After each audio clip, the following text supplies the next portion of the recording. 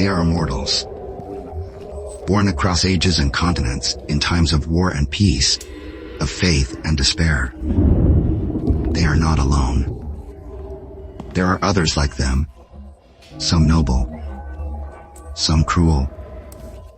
For centuries, they have lived among us, warriors, lovers, wanderers. They have battled each other through the ages, with holy ground their only refuge. Through endless lives and countless battles, they seek purpose, redemption, or dominion. They cannot die unless you take their head, and with it, their power. In the end, there can be only one.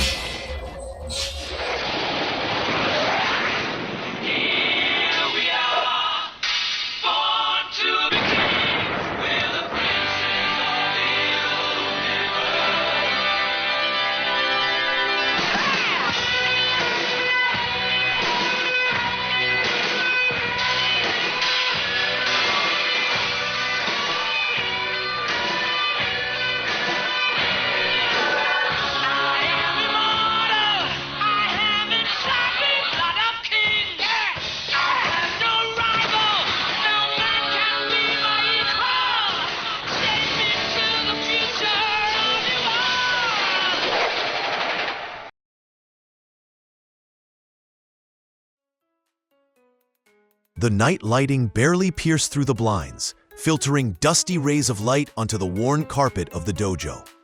A steady breathing broke the silence, interspersed with the dull thud of cuts made in the air.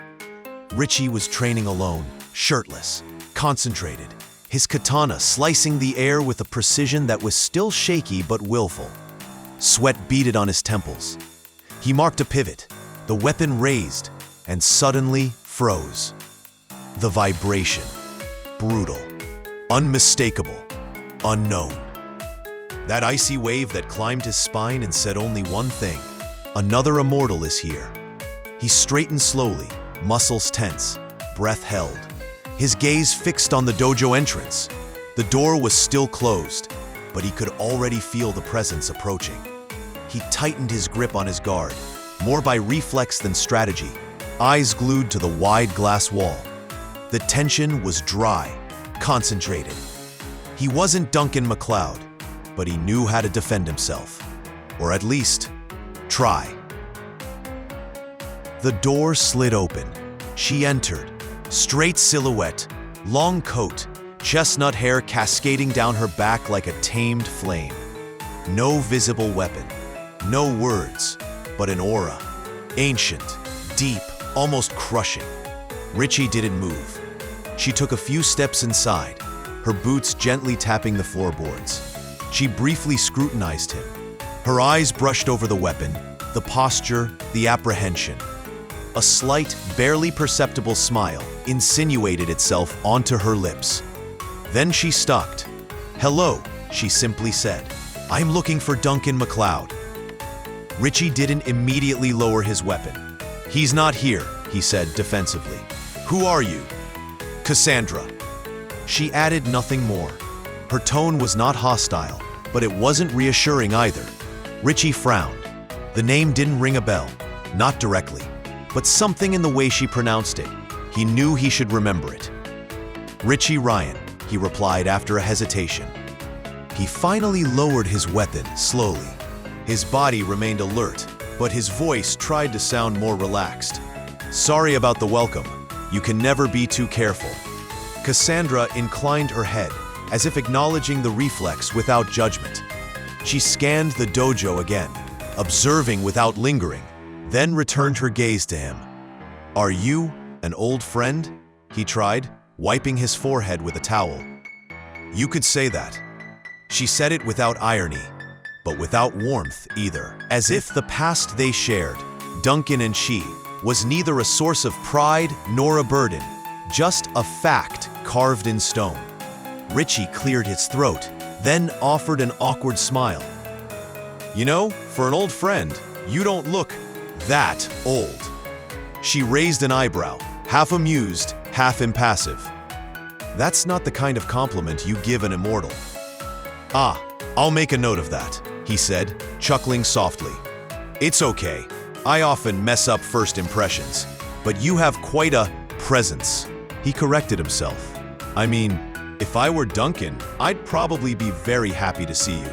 She tilted her head slightly, a small gleam in her eyes. You're not Duncan. Richie held up his hands, falsely dramatic. That's what I'm told every day. A silence hung in the air, but less tense than when she arrived. Cassandra slowly walked toward a bench near the wall and sat down, straight-backed, her hands clasped in her lap. I'll wait. Do you want some tea? Coffee? I might have some stale beer left. No, thank you. He shrugged, walked a few steps away, but kept watching her out of the corner of his eye. Her face was calm, almost frozen, but Richie couldn't decide if she fascinated or terrified him. Maybe a little of both. He sighed and murmured to himself, why is it always the pretty women who look at me like I'm a 5-year-old kid armed with a plastic sword? A silence. Then, very quietly, from Cassandra's direction. Because you look like a 5-year-old kid armed with a plastic sword.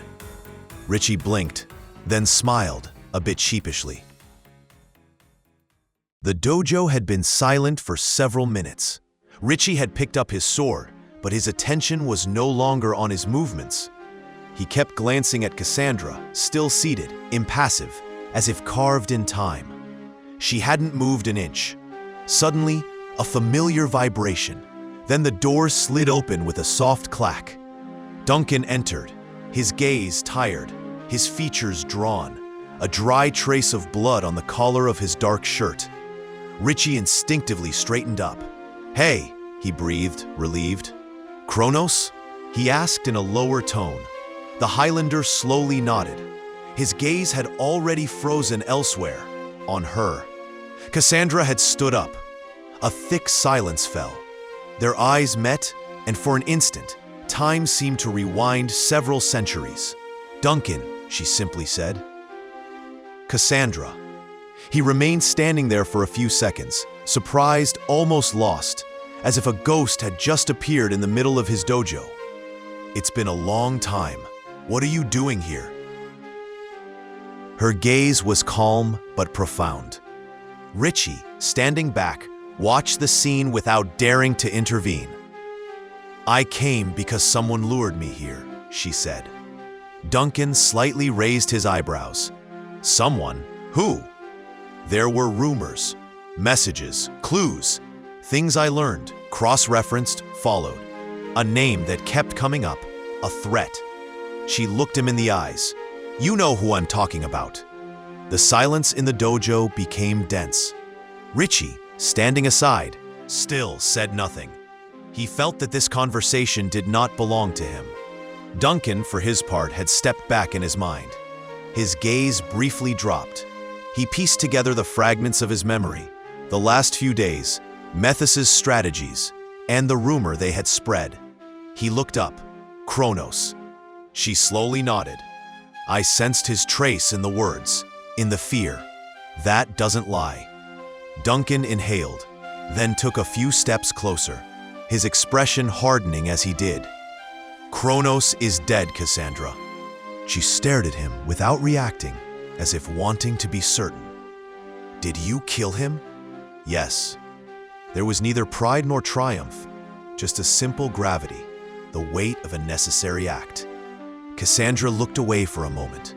Her shoulders dropped, barely perceptibly. She closed her eyes for a long time. When she opened her mouth again, her voice was hoarser. I wanted to do it myself. For a long time, I had prepared, over and over again, all the scenarios, all the outcomes, and deep down, I hoped that this time it would be the right one, that I would find him, that I could face him. Duncan didn't answer right away. He approached slowly, his voice lower. You didn't need that to be free. She shook her head gently, a bitter smile floating on her lips. Maybe not, but I needed it for something else, to breathe, to stop waking up at night with his voice in my nightmares. A silence. Then she continued. You don't know what he did to me. Not really. No, but I know what he would have continued to do. That's why he's dead. A long silence, charged with ancient echoes. Then Cassandra resumed, more softly. I arrived too late. You arrived alive, Duncan gently corrected. That's already a lot. She looked up at him. Something in her posture had relaxed, yet her face still bore the mark of bitterness. You have always been faster than me, MacLeod, even for wars that aren't yours. A slight, almost sad smile crossed her face. You haven't changed. He took another step closer. This time, his gestures were without calculation. Neither have you. A beat, a pause, and Duncan slowly opened his arms. An ancient gesture, perhaps too simple, perhaps too late. But she looked at him, and in her silence, there was no more defiance, just weariness. So she stepped forward, slowly, and she placed her head against his shoulder, closing her eyes. It was not an admission, nor a pardon, just two immortals who had once shared a world of mist and legends, and who still bore the scars. Then a new vibration. Duncan slightly raised his head. Cassandra pulled back a few centimeters, her gaze alert. Richie instinctively straightened up. Amanda, Duncan murmured, almost to himself. A few seconds later, the door opened with a familiar movement. The immortal entered, her gait brisk and assured. She stopped short at the sight of the other three. Her gaze quickly slid from Richie, surprised but neutral, to Cassandra, straight, calm, still standing close to Duncan. Amanda immediately sensed the electricity in the room. That kind of tension that isn't manufactured in 10 minutes. She forced a smile, slowly advancing as if nothing were wrong. Well, clearly, I'm walking into a war council. I hope you saved a seat for me. Duncan, uneasy, took a step back, not daring to look his companion directly in the eyes. Amanda, this is Cassandra. Amanda stopped a few meters away, slightly raising her eyebrows. The Cassandra, she repeated, with a tone barely tinged with surprise. She glanced at Duncan, then back at the immortal, a longer look this time. I've heard of you. Cassandra slightly inclined her head. Me too. We've never crossed paths. Strange, right? Cassandra didn't react. Her tone remained composed. The world is vast. And besides, some prefer the shadows. Amanda managed a smile. Others know very well how to shine when necessary. She took a step toward Duncan, and without waiting, placed the light hand on his arm, moving closer as if it were an automatic gesture. You never told me about her, she murmured in his ear, low enough for only him to hear. It wasn't planned that she would return, he replied, a little stiffly.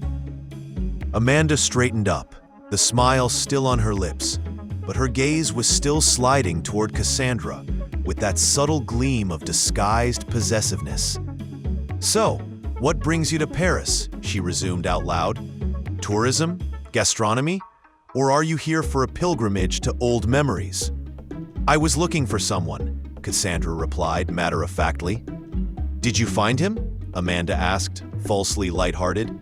He was already dead when I arrived. Amanda raised her eyebrows, surprised by the retort, but she quickly recovered. Well, at least that saved you from getting your hands dirty. That's something. I've never been afraid of getting dirty, Cassandra replied calmly. But sometimes, it's the actions of others that spare you the blood. The tone remained polite, but the tension was palpable. Richie, still standing back, could have sworn the temperature in the room had dropped a few degrees. Amanda crossed her arms, feigning indifference. Charmin, have you always been like this? Only when necessary. Duncan raised his hand, sighing. Amanda, this isn't a contest. She turned her head toward him, pouting slightly. Oh, but I'm just getting acquainted. I'm very social. She moved even closer to Duncan, tracing a finger on his shoulder as if playing a game. Cassandra slowly turned away, as if refusing to engage in that game. She raised an eyebrow, her gaze distant.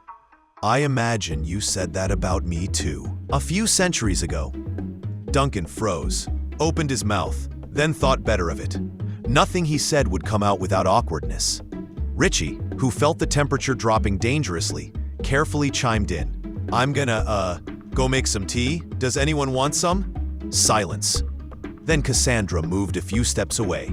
She stopped in front of Duncan, just close enough for him to hear her, but far enough not to cross Amanda's gaze. I didn't mean to intrude, and I no longer have a reason to stay here. She turned to him one last time. Her gaze was neither hurt nor cold, simply distant, like a calm sea one leaves behind.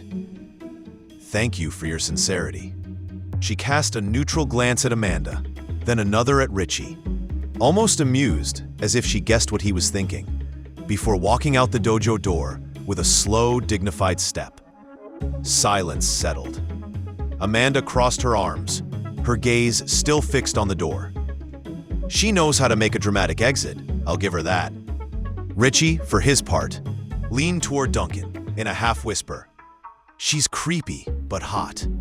The Highlander let out a long sigh. Amanda raised an eyebrow. What? Are you gonna tell me you don't see what the problem is? No, he replied, looking weary. I see it perfectly well. It's just that for once, I would have liked a little peace and quiet. You've been dating immortals for centuries, darling. You know that quiet is overrated. He shrugged, resigned. Richie raised an imaginary cup. To immortality. The church door creaked softly on its hinges. Methos entered, without haste, as if he wished to leave the silence intact. The interior was bathed in a golden light, filtered by the stained glass windows. The incense had long ceased to burn, but its subtle perfume lingered between the columns. Darius was there, of course, seated on one of the choir chairs, an ancient volume open before him. He did not immediately look up. He didn't need to. He gently turned a page, then said in a calm tone, I didn't expect to see you so soon. Methos stopped a few steps away. He smiled without amusement. Me neither. A silence. Then he approached the altar and sat on the nearest chair. A slow, measured gesture, as if his body weighed heavier than before. He leaned slightly, his forearms resting on his knees. I thought I would feel lighter, but no. Darius closed his book carefully. Sometimes one carries a burden for so long that one forgets how to put it down. Methos nodded slowly, wordlessly. A silence stretched. Then he slightly lifted his head. He didn't deserve better, no less either. Darius remained silent for a few moments. Then, as if gently changing the subject, you are not the only one who has come here in the past few days. The old immortal turned his head toward him, intrigued. A particular visit, Darius added, recent, silent, but not without weight. An immortal? Darius nodded slowly. Ancient, very ancient, a presence one does not forget, even after centuries. Methos straightened slightly. The shadow of a doubt crossed his features. Did she tell you why she was here? She spoke of Kronos, of rumors, of messages she had intercepted. She followed a trail that led here. Methos briefly looked away. He understood. Not just the words, not just the rumors. He understood who had visited. An ancient name buried so deeply that he had forgotten the taste of it. Until that old guilt twisted his gut like a rusty blade. He almost whispered, Cassandra. Darius did not reply, but his silence was enough. She did not pronounce your name, he finally specified. But I believe she didn't need to. Did she talk about me? No, but her silence was eloquent, and you know as well as I do that ghosts have their own way of speaking. A silence. Methos let his back slump against the chair's backrest, his gaze lost toward the nave. She's not looking for me, he finally said. She doesn't even know if I'm alive. But if she runs into me, I doubt it will end in a conversation over tea." Darius glanced at him sideways. He was waiting for the rest. Methos took a long breath, as if he had to force the words out. "Do you want to know how it started?" he said in a neutral tone. "Like an old chronicle. A raid. One more. The village was already on fire and bloody. She was there, trying to heal those who still could be." He turned slightly toward Darius, as if to make sure he was listening. I plunged my blade into her heart, without a word, without anger. She collapsed without a scream. He paused. I kept her by my side. I said she belonged to me. She became my slave, my toy. He inhaled. She quickly understood that I wasn't like the others, that I was less brutal, less cruel perhaps, but not innocent. I took her, like one takes a thing, without rage, without apparent pleasure, just because she belonged to me. His voice had become hoarser, but Kronos started to doubt, to think I was softening, that I was weakening. I had to react, to prove to them that she didn't matter. So I left her, in their hands. 3 monsters, 3 beasts. I let them destroy her, and I pretended not to see anything. Silence fell, heavy, thick. He turned away, as if he could no longer bear Darius's gaze. "I never saw her again," Methos murmured. "She ran away one morning, without a sound. I didn't try to find her. I pretended it was better that way, that I was setting her free." He clenched his jaw. She must have died dozens of times in her flight. From hunger, from thirst, from heat, from cold. And yet, despite everything, I think dying alone in the desert must have seemed sweeter than staying one more day with us. Darius looked at him for a long time. "You cannot rewrite what you have done, nor demand to be absolved." "I don't want forgiveness," Methos said. "I just don't want to see her again. Not because she threatens me, but because she reflects back everything I have striven to forget." He clenched his hands, elbows resting on his knees. "I can face many things, Darius, but not that, not her gaze, not the exact memory of who I was." "And yet," Darius said softly, "it is she who might demand it. The confrontation, the fight." "She isn't saying it yet, but you know her." Methos slowly nodded. "If she finds me, she will provoke me. It won't be a warning. It will be a sentence. And maybe she'll be right. Maybe that's what I deserve." "You cannot run from who you have been, but you can choose what you want to become." The priest placed a comforting hand on his friend's shoulder. "Do not look down if she crosses your path. Not to defend yourself, but so that she sees something else in you, a flaw, a man, not a shadow." Methos stood up slowly. He nodded, but his gaze remained empty, evasive. "I don't know if she will see a man, or just the monster."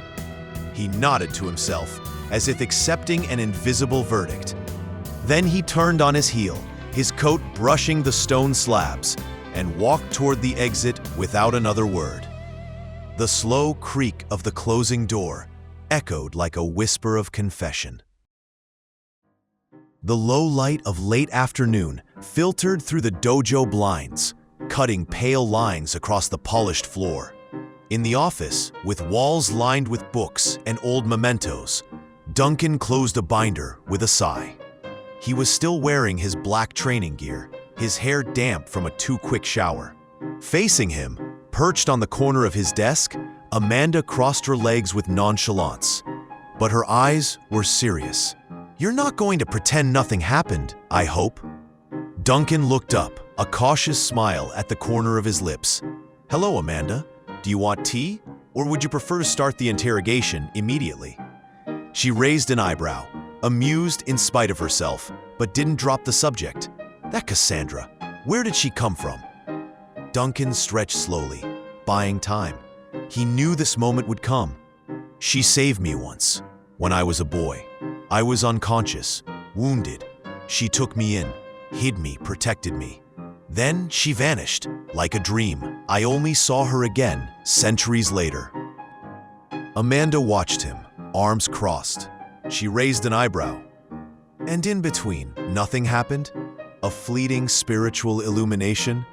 A knitting session by the light of a druidic candle? He turned back to her, leaning against the furniture. I won't lie, something happened, but it was several lifetimes ago. And yet, she still holds the keys to your gaze, Amanda breathed. You didn't take your eyes off her yesterday for a second. He approached her, gently. His gaze softened. Because I didn't understand why she came back now. And because I know you, Amanda, and I know you're pretending not to be jealous. She stared into his eyes, her chin slightly raised. I'm not jealous. I'm attentive. She stood up, positioned herself in front of him, and ran a finger along his torso, not without a caressing irony. You tell me I'm the only one, but your past isn't dead. It just has very nice legs. Duncan chuckled softly, lowering his head. He placed his hands on Amanda's hips. My past is a minefield, but you're the one I want to see cross the storm with me. She feigned a shiver. Charming, but I prefer masked balls to minefields. He was about to reply when the vibration made itself felt. A shiver in the spine, immediate, familiar. They exchanged a brief look. The door opened without a bang. Methos entered, unhurried, his hands in the pockets of his long, dark coat. He looked worn out, not injured, but tense, like a man who hadn't slept for days and was as bothered by silence as by noise. Duncan offered a vaguely ironic smile. Well, Methos, I thought you'd show up with a pack of beers and a bad movie to celebrate the end of the world. I considered it, the latter admitted, but I figured you probably had enough cheap liquor for 3 civil wars in your trophy cabinet. Amanda observed the exchange without a word, but she caught the tension in the oldest immortal's shoulders. He wasn't there to be witty. Something was wrong. Duncan felt it too. He stepped forward slightly, arms crossed. What brings you here? Methos briefly avoided his gaze. I need to disappear for a few days. Take some distance, breathe some fresh air, or what's left of it. Amanda leaned against the desk, arms crossed. Since when do you need fresh air, Methos? You lived 3 centuries under the sands and breathed just fine. He gave her a brief look, but without animosity, just tired. I'm not in the mood, Amanda. Duncan frowned. Is it about Kronos, what he told you, or what you did to him? Methos didn't answer immediately. He seemed to weigh every word, as if each syllable had to cross a minefield. Kronos is dead, permanently. It's done. But his shadow is tenacious. He paused. Duncan didn't press right away. You can stay here, you know. You have nothing to run from. I wish I could believe you. His gaze briefly lost itself toward the glass wall, as if seeking an escape route there. Amanda detached herself from it and took a step closer, her expression more serious than usual. Methos, you don't really look like a man who just closed a loop. You look more like someone who sees another one opening. He stared at her for a brief moment, then sighed, more weary than annoyed. I came to say goodbye. Nothing final, just a few days. I need silence, distance. Duncan was about to reply when a new vibration sliced through the air like an invisible blade. All 3 froze instinctively. The silence that followed was heavier than a scream. Amanda straightened up, her senses alert, her hand automatically brushing her companion's arm. Methos remained frozen, his features fixed in an expression they didn't recognize, as if suddenly something in him had just given way, an ancient lock, a buried memory. He stood up slowly. Then, in a low voice, he almost whispered to himself, "It can't be." But he knew it was. The dojo door opened. Cassandra walked in. She was dressed simply, almost like the day before. Dark coat, polished boots. her hair impeccably braided and pulled up. But there was a new tension in her posture, an icy determination. She scanned the room, lingered on Amanda for a fraction of a second, then stopped abruptly at Methos. The world seemed to contract around them. Amanda frowned. Her instinct had never been so clear. There was more than an old acquaintance here. Duncan, for his part, sensed danger. It wasn't surprise in their eyes, it was memory. "Do you know each other?" he asked. No one answered. Cassandra took a few steps forward, slowly, methodically. "I didn't know you were still alive," she breathed, her gaze fixed on Methos. "But I should have guessed. It's always the worst ones who cling to the world." Methos remained still. His face betrayed almost nothing, except perhaps that ancient weariness, that weight he had never known how to lay down. "Cassandra." His voice was hoarse, broken. Amanda glanced quickly at Duncan, then at Methos. "Will someone please explain what is going on here?" But Cassandra had already drawn her sword. A clear, sharp, cold sound. "No!" Duncan exclaimed, instinctively stepping between them. "Wait! What are you doing?" "What I should have done millennia ago," she replied directly. "He stole my life. He gave birth to my eternity in pain. He watched, and he did nothing." She hadn't raised her blade yet, but she held it ready, like an extension of her anger. Amanda, a few steps away, didn't move, fascinated. Methos made no gesture to draw his sword. "I don't want to fight you," he said calmly. "But I do," she spat. "You ran for 4,000 years. 4,000 years! You thought I was dead, didn't you? That the desert had swallowed me?" He lowered his head, ashamed. Amanda said nothing. Her hand remained on her sword, but she no longer moved. The words were enough. Duncan, tenser than ever, looked at Methos. "What is she talking about? Do you know her, Methos?" He didn't answer, not right away. His gaze didn't leave Cassandra. "I betrayed you," he murmured, "and it never stopped haunting me." Cassandra smiled, a hard, broken smile. It wasn't betrayal. It was abandonment, cowardice. You weren't the worst of the four, no. You were the one who watched, the one who pretended to be different. But when you had to choose between me and them, you looked away. "I know," he breathed. "Then take your sword, Methos. Defend yourself, or die a coward." He didn't move. "If you want my head, I won't stop it." Duncan intervened, shocked. "Methos, no, you can't." "He's right," Cassandra cut him off. "He knows what he did to me." She raised her weapon, and this time, she attacked. The clash of blades echoed through the dojo, like a clap of thunder. Methos had drawn his sword at the last moment, purely on reflex. He parried, backed away, without counterattacking. He merely blocked, dodged. "I don't want to fight," he repeated between breaths. "You don't have that luxury," she roared. The fight intensified. Amanda stayed back. Duncan, frozen, no longer knew whom to stop. He wanted to understand, but Cassandra's blade was not metaphorical. She wanted blood. And Methos countered without rage, without malice, until he disarmed Cassandra with a swift, unexpected move. Her blade flew across the room and hit the floor. They stood facing each other, panting.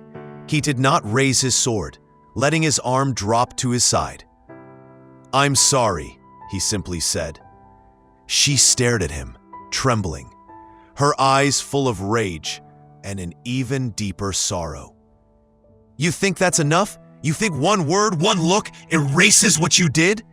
He gently shook his head. "No, it erases nothing, but I won't beg you. You deserve to be free to hate me." He turned on his heel, sheathed his sword, and left without another word. The door closed behind him with a sigh. Cassandra tried to rush after him, but Duncan stopped her with a firm gesture. "No, Let him go. She struggled for a moment, furious. Let me go! No, not like that, not here. She pushed him away, but did not cross the threshold. Silence fell again. Amanda, standing back, watched without saying a word. Cassandra finally caught her breath. Her hands trembled slightly. That's why I came, she said, her voice hoarse.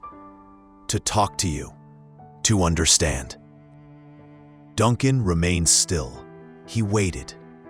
I wanted to thank you, formally, for Kronos, for what you did, but also, I wanted to be sure. She looked up at him harshly, because I knew Kronos wasn't alone, that those messages, that staging, there was another hand behind it all. I believed it was a trap, a manipulation, and I wasn't wrong, was I? Duncan did not reply. Methos, she murmured. He was there from the beginning. He helped us, Duncan said softly. Cassandra let out a dry laugh. I don't doubt it. He's always been skillful at slipping onto the right side at the right time. She took a few steps into the dojo, retrieved her sword, then turned back to Duncan. And you? Did you know what he had done? What he was? He held her gaze. I know he's not that man anymore. Are you so sure? A silence. Then you are more naive than I thought. She stared at him for another moment, then her gaze drifted toward Amanda, who remained in the background, a spark of irony in her eyes. You choose your friends well, Duncan MacLeod. And with those words, Cassandra turned and walked out of the dojo, leaving behind a silence that none of them wished to break. The church was silent, bathed in a soft golden light. Darius was there, as always, sitting near the altar, his hands clasped on his knees, as if he were praying, or perhaps simply waiting. The door slammed abruptly. Determined footsteps hammered the nave. Cassandra walked with a swift pace, her jaw clenched, her eyes shining with suppressed anger. You knew, she launched as soon as she was within earshot. Darius slowly lifted his head. No astonishment in his gaze, just that almost disarming serenity. I knew that one day you would end up crossing paths, he replied. She stopped abruptly in front of him, her fists clenched. You could have warned me, told me what he had become, spared me this masquerade, and prevented you from seeing for yourself? No, that is not how truth is learned, Cassandra. She looked away, a bitter grimace at the corner of her lips. You talk like a priest. That is likely because I am one, he said with a peaceful smile. She took a few steps, like a wild cat confined in too small a cage. Then she turned back, furious. He didn't even try to defend himself. He could have killed me. He had the opportunity. Why didn't he take it? Because he is no longer the man he was, and he does not want to become that man again, even to survive. He's not a man, she hissed.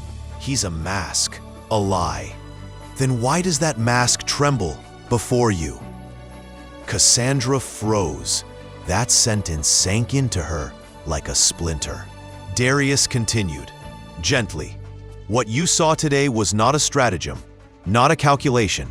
It was a man collapsing from the inside, because your gaze sent him back to the man he can no longer bear to be. You want me to pity him now? No, Darius said.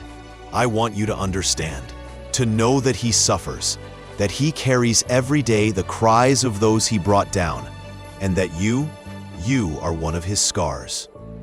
She looked at him, her lips slightly parted, her anger slowly crumbling. He continued, calmly, you are free to want his head. You are free to seek justice. But tell me, Cassandra, what will his death fundamentally change? Do you believe it will heal yours? I don't want to heal, she blurted out. I want him to pay. He is paying, for longer than you can imagine. He lives every day with what he has done. And believe me, vengeance is a much gentler justice than the one he inflicts upon himself. She looked down. A heavy silence settled. Her voice, when she spoke again, was only a breath. I hated him for so long. And perhaps you must still, Darius murmured. But do not let that hatred steal what you have become. You survived his shadow. You are much more than what he took from you. She remained still. Then, with grave softness, he added, You only knew me as a priest, a monk, a man of peace. But you know what I was. She slowly raised her head, her gaze more troubled than before. You were a conqueror, a warlord. I was a butcher, Cassandra, a man whose name made the walls tremble. I pillaged, burned, killed. I had slaves, and I savored every victory as proof that I was invincible, until the day I won one fight and lost another. He paused, his fingers slowly closing over the polished wood of the chair. The quickening of a man of peace transformed me. Emrys, his wisdom, his light, erased something in me. I changed, yes, but I take no credit. It was his life that redefined me. He then turned his eyes toward her and added, lower, Methos, however, was not saved. He absorbed no miracle. He chose, slowly, painfully. He changed not because he received peace, but because he sought it, a silence. And in my eyes, that requires far greater courage. Cassandra looked away. A longer breath escaped her. What if he is just hiding behind another facade, another role? Then he will fall, but not because of you, and not today. She looked at him again. The anger had not been extinguished in her eyes, but something else had taken root, something even older. Doubt, and in that doubt, a crack. Darius, for his part, said nothing more. He watched her with that infinite, unwavering tenderness of those who do not believe in immediate forgiveness, but in the possibility of a path. She did not reply, but this time, when she turned on her heel, it was not anger that drove her, only the weight of what she was perhaps not yet ready to let go of. The Parisian streets were quiet, muffled under a heavy sky. A light wind swept past the old facades. Duncan climbed the steps of Methos' apartment building without stopping, his jaw clenched.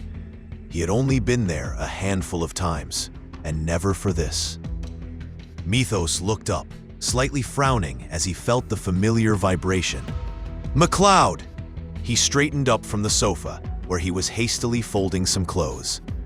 A half-filled bag waited on the coffee table, surrounded by 2 empty beer cans and a crumpled t-shirt. The door opened, and Duncan entered without a word. His steps were heavy, controlled, his gaze sharp as a cleaver. They stared at each other. Methos slightly raised his hands in a parody of peace. If you're looking for beer, it's warm. If you're looking for a duel, I prefer the other option. Duncan didn't reply. He swept his gaze over the apartment, the scattered belongings, the bag. You're leaving? Methos shrugged, almost nonchalantly.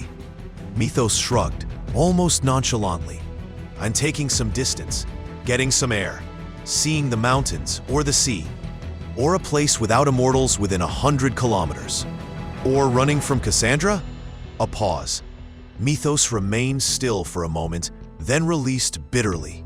She talked to you. She told me everything. A sigh escaped the old immortal's lips. He sat on the edge of the sofa, his elbows resting on his knees. He suddenly looked 10 centuries older. I never claimed to be a good man, MacLeod. No, but you never told me about her. And you? Do you tell me about all the heads you've taken? All the women you've abandoned? It's not the same thing. She wasn't a duel. She was your slave. A silence, heavy, almost sacred. You reduced her to a thing, Methos. You killed her. You transformed her. And then you left her in the hands of Kronos and the others. You knew what they would do to her. Methos slowly nodded. Yes, I knew. Then why? Because at that time, anything that wasn't an order was a risk. Because if I had raised a hand to protect her, Kronos would have understood that I was weak, that she mattered, and I would have been next. I sacrificed her to stay in the group, to survive. You sacrificed her for your comfort, Duncan growled. You weren't a soldier caught in a conflict. You were a monster, and you knew it. Yes, MacLeod, I knew it, Methos shouted, rising abruptly. What do you want? For me to kneel? For me to offer you my head for what I did 4,000 years ago? Say it. Say it, and let's finish this. Silence fell abruptly between them. The wind rattled the shutters. Duncan took a step forward. She wants to listen to you. Maybe, maybe not. But she's at Darius's place, and you're going there. Methos smiled humorlessly. A trial in a church. Perfect. All that's missing is the confessional. Duncan took another step. You're going to come, and you're going to talk to her.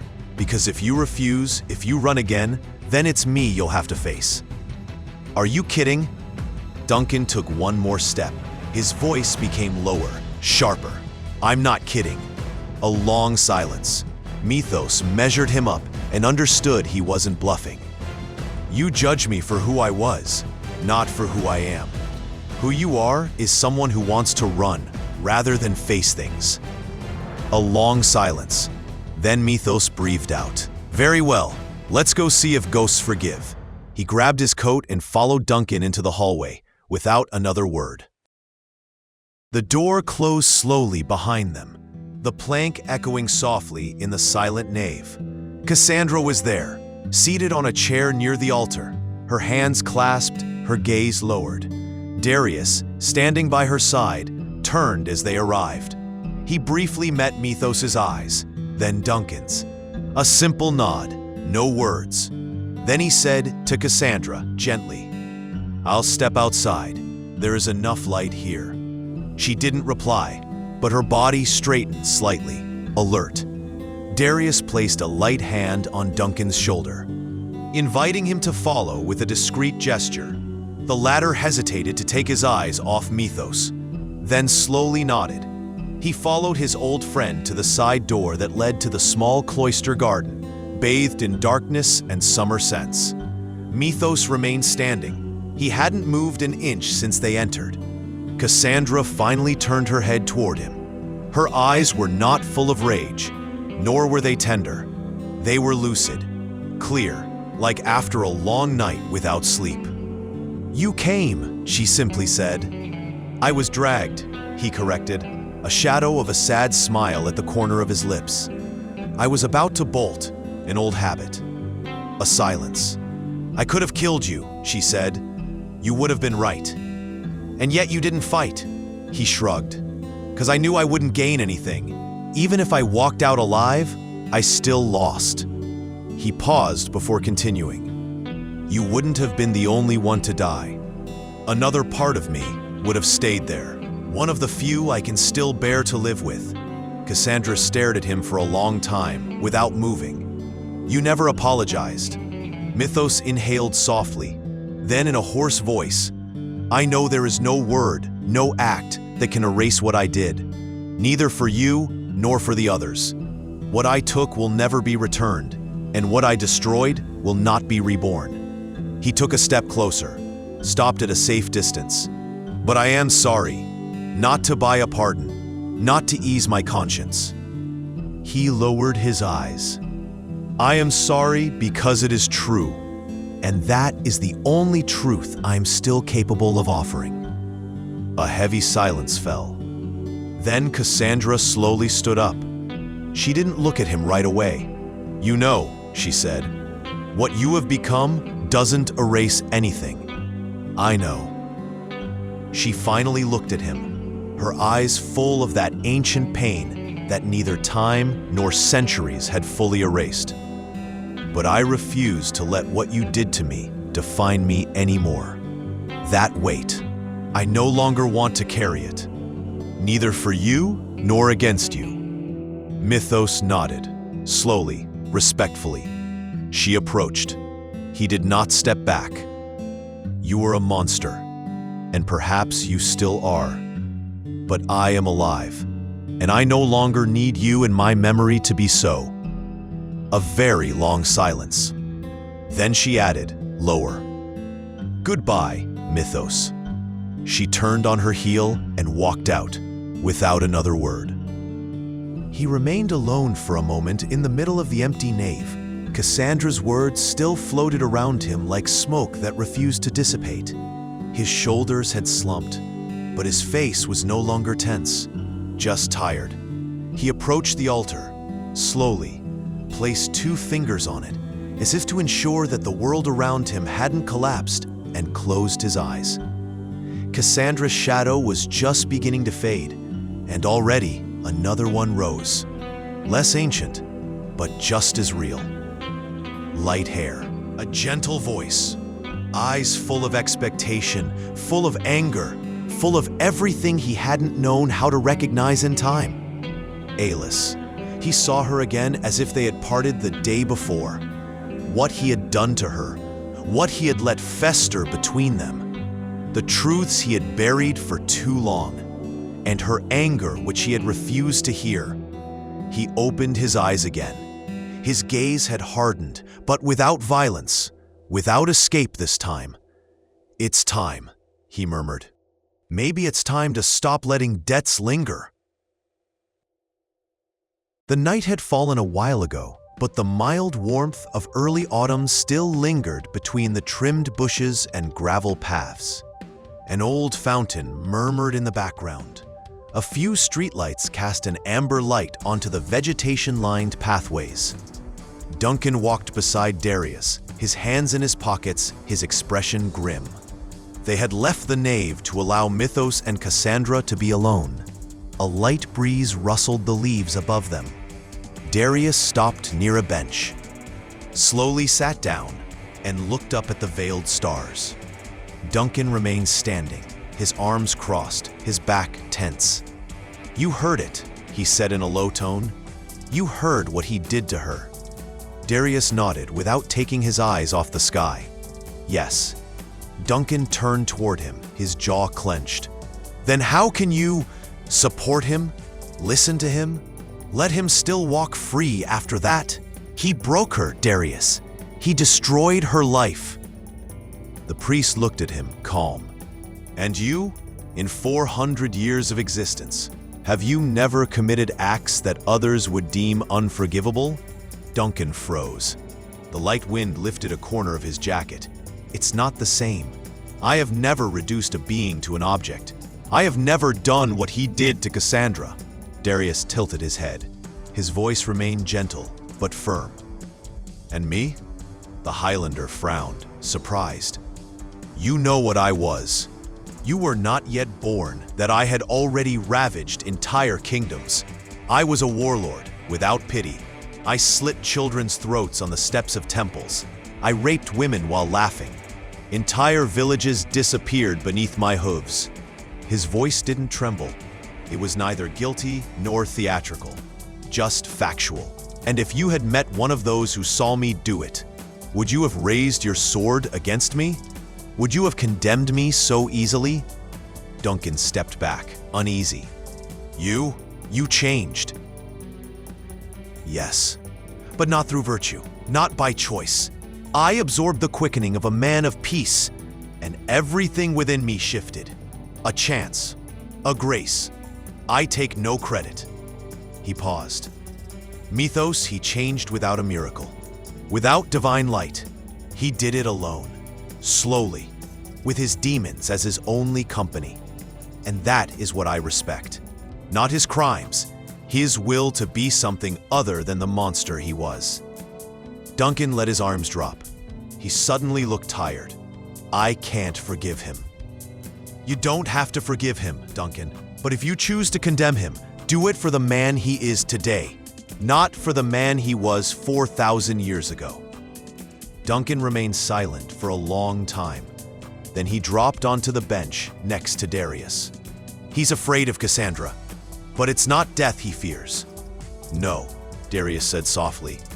"It is his own reflection in her eyes." They remained there for a moment, side by side, in the warm night, while the light from the street lamps drew blurred halos on the grave.